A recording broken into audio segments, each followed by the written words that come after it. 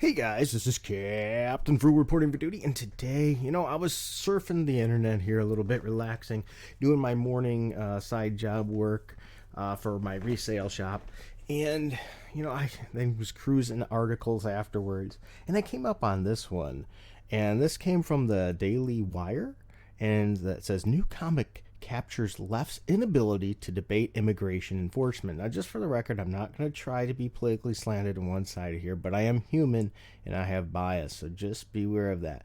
And this article is by Christian Tato, and this was January 24th, 2021. Once again, thedailywire.com.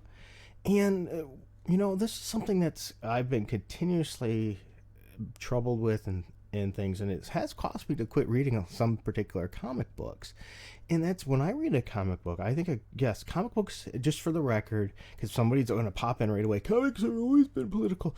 Yes, I understand that, but they've been political with better writing and less ham-fistedness in some cases, and in your face, with some egregious, definite errors in that regard from many, many writers where they were just too upfront, and that turns people off.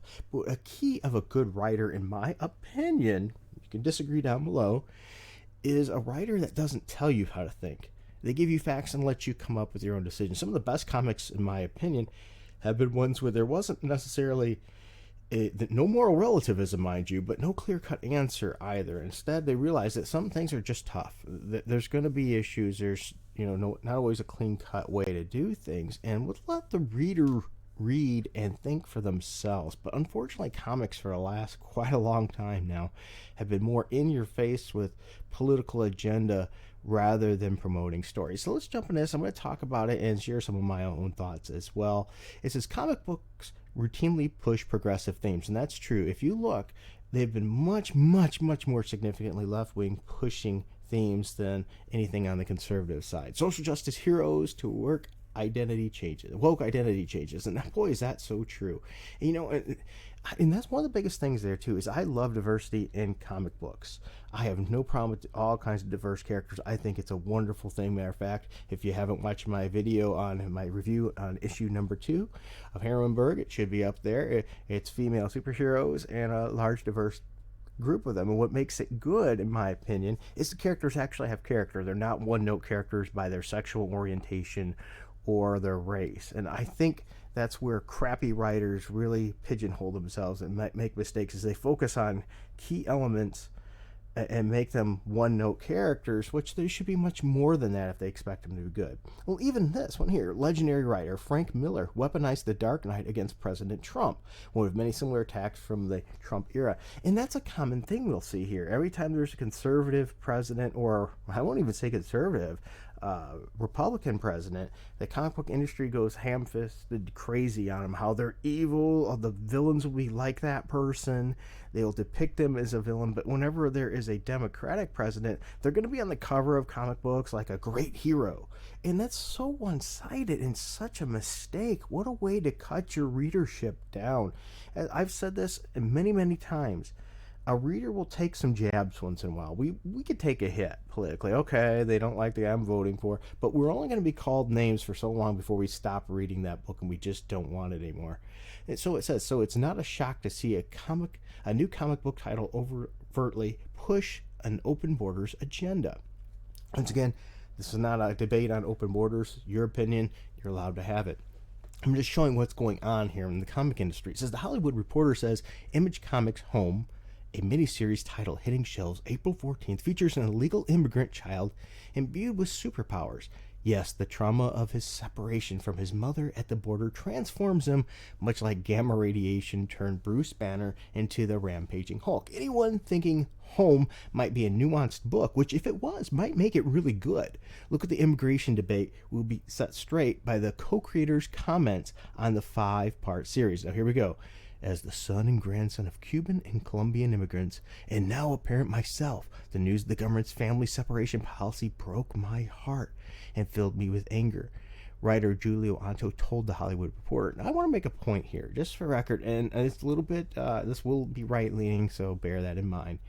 I love how they always act like we are terrible for separating these families, but it is the families themselves, the parents themselves, that did that and went overseas. If they know there's a risk, if I knew there was a risk for me going somewhere that I'm going to lose my kids and be separated from my kids, I have a newsflash for you. As a parent, I'm not going to do that. I'll find something else to do. You know, and once again, I'm probably might get lambasted in the comments, but that's just my thoughts. I'm not going to be putting my kids in danger willingly. That's a parental issue there. Home is an attempt to channel those complicated feelings about what it means to be an American into a society about empowered Latinx characters dealing with the cruelty of our modern immigration laws. Notice that there is no nuance there with the cruelty of our modern immigration laws. Once again, this is not a clear-cut issue. It's not easy. You can't just let everybody over the border. And if you want to believe that and support that, just remember, they've been completely against putting up a border, putting up walls, but look at the Capitol building now. Because they get invaded once, now they're putting up walls. Let's look at some more evidence here, this article says. Pursue the panels shared by THR, revealing a hearty dose of Trump derangement syndrome. Once again, as I've mentioned this many times, they love to lambaste Republicans, but they don't do this to Democrats.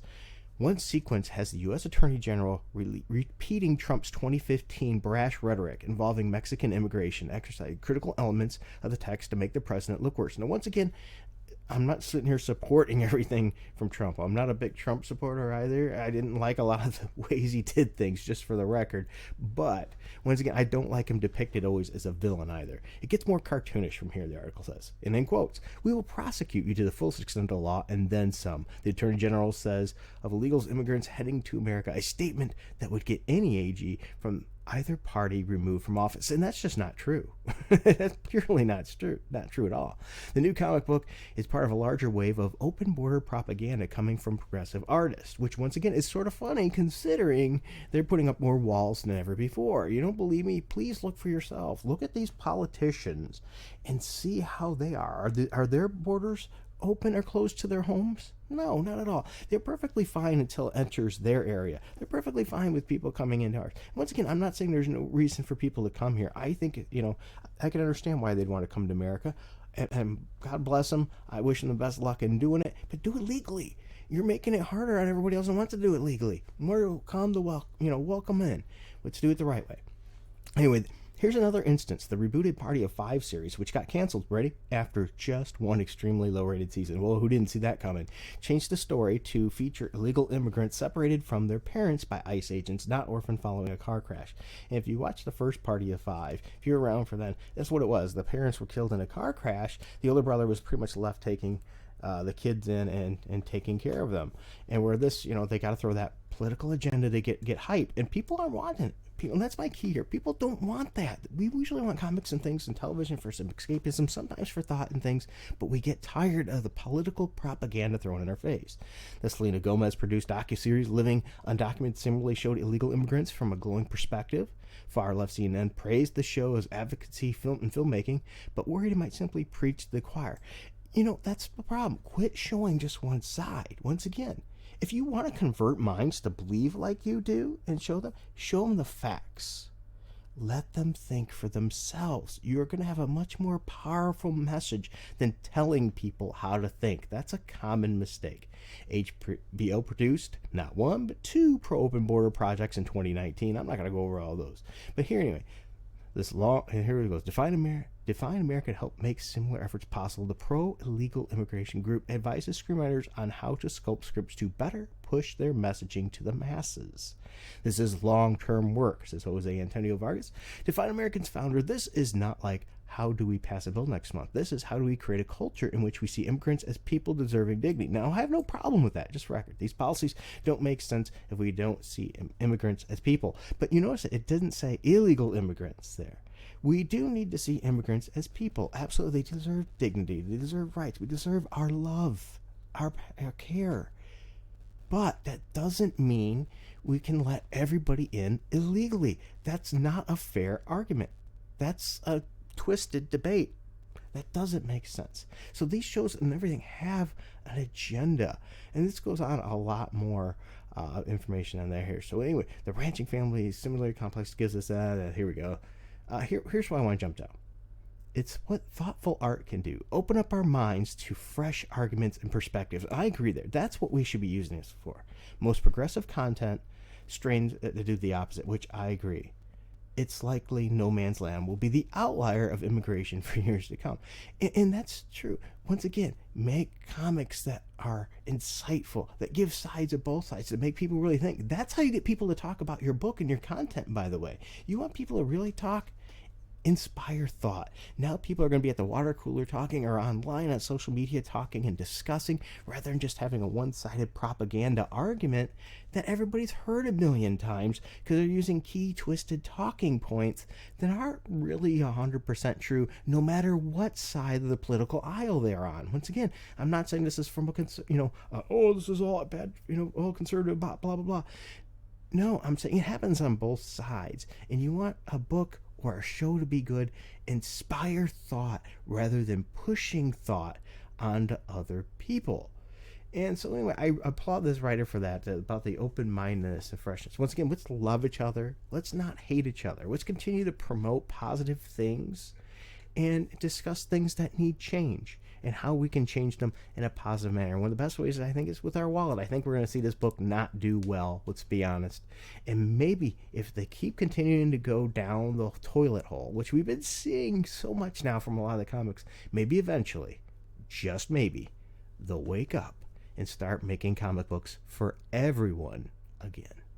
All right, well, thank you for listening and watching this. If you don't mind, hit like, subscribe, hit that notification bell. Help spread the word of this channel. The only way this channel is going to grow is by you, because trust me, the YouTube analytics don't like what I do for the large part. I can't get any growth from them that way. My only way to get growth is by you supporting the channel. Maybe share it on Twitter or whatever it is to help me out.